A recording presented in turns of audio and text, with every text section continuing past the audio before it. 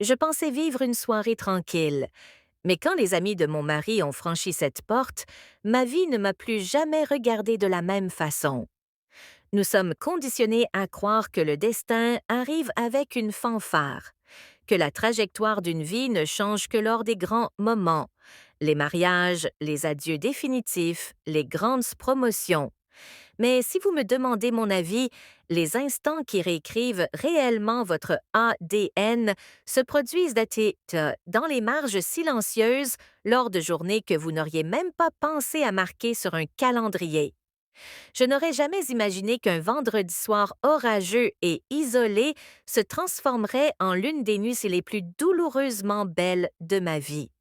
Les trois meilleurs amis de mon mari, des hommes que j'avais toujours considérés comme de bons gars, mais totalement étrangers à mon monde intérieur, ont fait irruption dans ma solitude. Ivre, désordonné, complètement sans armure. Ce qui s'est déroulé dans les heures suivantes a démantelé ma vision de mon mariage, de ma propre identité et du pouvoir surprenant de la vulnérabilité. Avant d'entrer dans cette histoire, prenez juste une seconde pour vous abonner à la chaîne et cliquez sur le bouton Like. Cela nous aide énormément à grandir. Et je suis curieuse.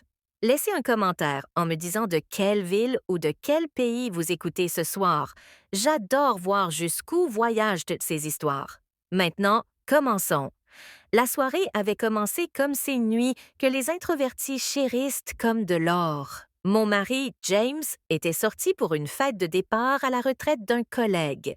J'avais décliné l'invitation. Désireuse de retrouver le silence de notre maison, je me suis préparé une forte tisane de camomille. J'ai enfilé mes chaussettes en laine les plus épaisses et installé une toile dans le salon, avec l'intention de peindre pour la première fois depuis des mois.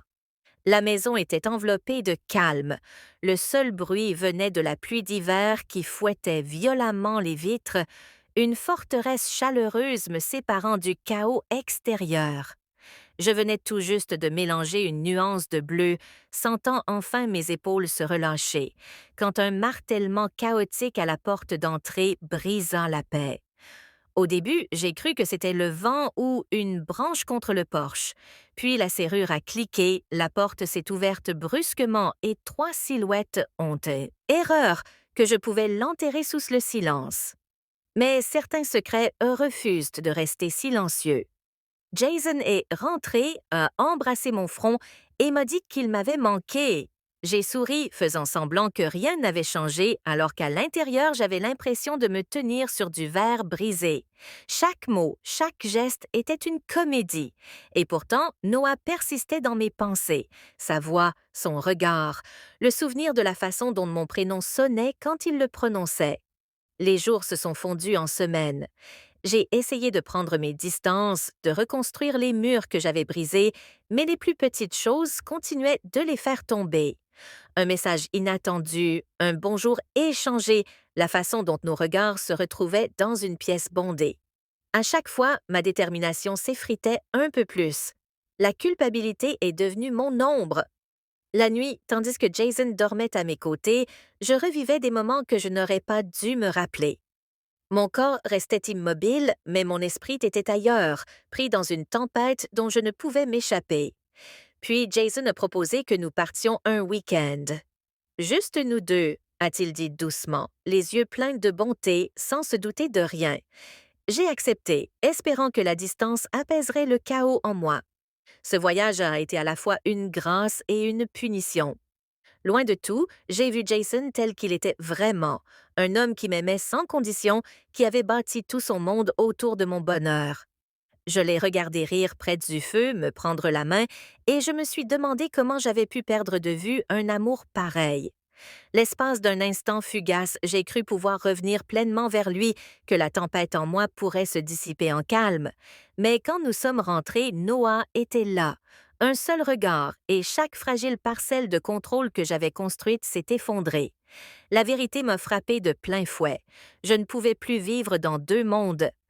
La sécurité silencieuse de l'amour de Jason et l'attrait sauvage et dévorant du toucher de Noah ne pouvaient pas coexister.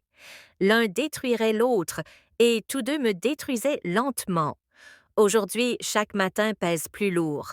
Le sourire de Jason porte une confiance que je ne mérite plus. L'absence de Noah ressemble à une blessure qui refuse de guérir. Je traverse mes journées en faisant semblant que tout va bien, mais à l'intérieur, c'est le chaos. Une tension constante entre la culpabilité et le désir, la sécurité et l'élan. Je ne sais pas comment cette histoire se termine.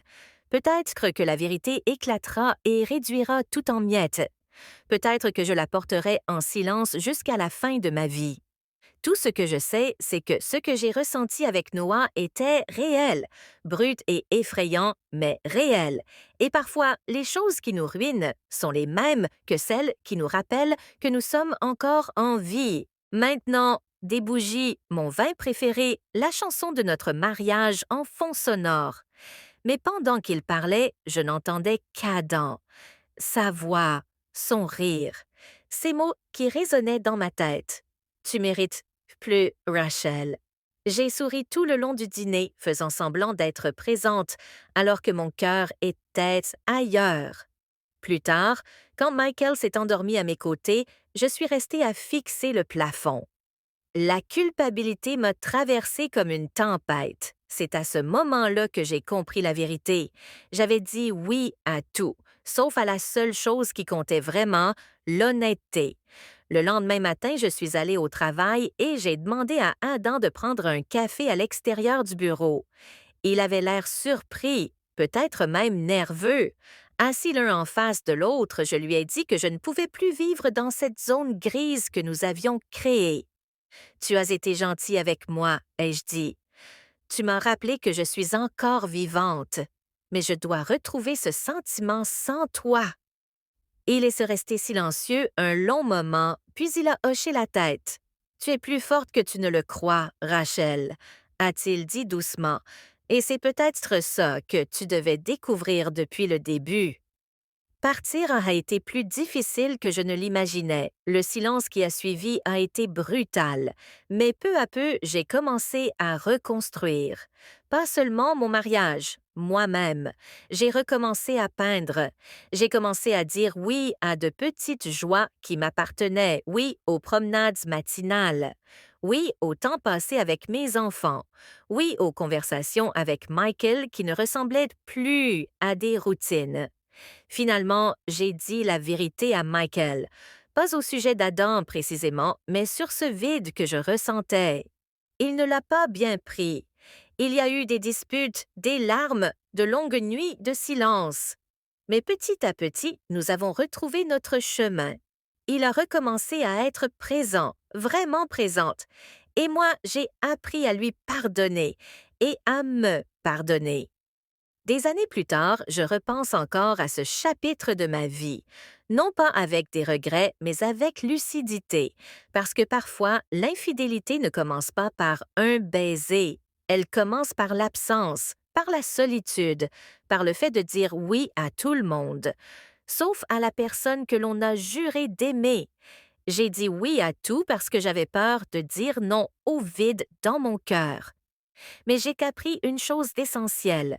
Le véritable amour n'est pas d'être toujours heureux, c'est faire face à la vérité, même quand elle fait mal, et choisir de reconstruire plutôt que de fuir. Et aujourd'hui, quand je regarde en arrière, je réalise que le mot le plus puissant dans une relation n'est pas oui. Parce que dire non aux mauvaises choses, c'est la seule façon de dire enfin oui aux bonnes. Même si rien n'avait été dit. Nous n'avions pas franchi de ligne extérieurement, mais intérieurement, quelque chose avait déjà basculé. Quand il me regardait, je me sentais redevenir une version de moi-même que j'avais presque oubliée. Pas parfaite, pas épuisée, juste vivante. Et je crois que c'est cela qui m'a le plus effrayée. Scène 8. L'espace entre deux vies. Après cette nuit-là, le silence avait une nouvelle signification. Chaque regard avait du poids. Chaque mot restait suspendu un peu trop longtemps. J'ai commencé à m'habiller avec plus d'intention, des détails subtils, une touche de couleur, un bijou que je n'avais pas porté depuis des années. Je me disais que c'était pour moi, mais au fond, je savais très bien qui je voulais voir remarquer. Ethan, bien sûr, a remarqué, mais pas de la manière que j'espérais. Tu sembles distraite ces derniers temps, a-t-il dit un soir d'un ton léger, mais avec un regard attentif. Quelque chose au travail? J'ai souri trop vite. Un gros projet, ai-je répondu. Il a hoché la tête, confiant, et cette confiance aveugle m'a fait plus mal que la colère n'aurait jamais pu le faire. Ce soir-là, je suis restée assise dans ma voiture, sur l'allée, longtemps après être rentrée. La lumière du salon brillait doucement à travers la fenêtre. Une image parfaite de paix domestique.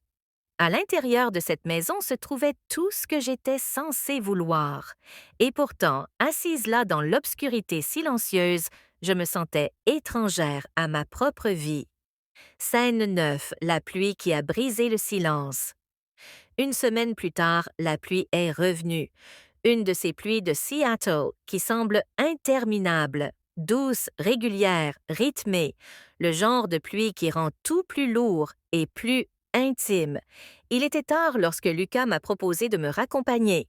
« Allez, tu vas être trempé, a-t-il dit avec légèreté. J'ai hésité, puis j'ai accepté. Le trajet s'est fait dans le calme. Les essuie-glaces balayaient le pare-brise dans un mouvement lent et hypnotique. Nous parlions de travail, de musique, de rien d'important. Mais sous chaque mot, il y avait le murmure de quelque chose de plus profond, quelque chose de non dit. Quand il s'est arrêté devant ma maison, je n'ai pas ouvert la porte tout de suite. Pendant un moment, tout ce que j'entendais, c'était de la pluie contre la vitre. Puis il a dit doucement, « Tu n'as pas à faire semblant d'aller bien tout le temps. » Quelque chose en moi s'est fissuré. Je voulais dire « ça va », mais les mots ne venaient pas. À la place, je me suis tournée vers lui, et dans cet instant fragile, tout a changé. Le baiser n'était ni sauvage ni calculé. Il était silencieux, douloureux, humain. Et quand il s'est terminé, il n'y a eu ni victoire ni soulagement, seulement le poids lourd et tranchant de savoir que quelque chose d'irréversible venait de se produire. Tous trop polis pour ouvrir nous-mêmes. La vie reprit son rythme habituel. James alla travailler. Je m'occupais de la maison et retournais à mon chevalet avec une ferveur nouvelle. Mais le monde me semblait plus vif, plus intense. Je me surpris à regarder James, mes voisins, même des inconnus au supermarché, en me demandant quelle vérité lourde ils portaient derrière leur sourire poli. Je réalisais que nous passons tant de notre vie à ériger des murs pour protéger nos cœurs, pour paraître réussis et indifférents. Mais ce n'est que lorsque ces murs sont franchis par accident ou par nécessité que la lumière peut enfin entrer. Cette nuit-là, les amis de mon mari ont fait irruption dans mon calme et apporté le chaos. Mais dans ce chaos, ils ont apporté la clarté. Ils m'ont appris que la vulnérabilité n'est pas une faiblesse à cacher, mais un super pouvoir à partager. Ils m'ont appris que si vous êtes assez courageux pour montrer vos fissures, vous découvrirez peut-être que vous n'êtes pas aussi brisé que vous le pensiez. Et aujourd'hui, en peignant avec le pinceau que Toby m'a offert, je ressens une profonde gratitude. Pour l'imprévu, pour la vérité imparfaite et pour la beauté complexe de l'expérience humaine. Merci infiniment d'avoir écouté cette histoire. Si elle vous a touché, pensez à aimer la vidéo et à vous abonner à la chaîne. Cela nous aide à continuer de partager des histoires comme celle-ci.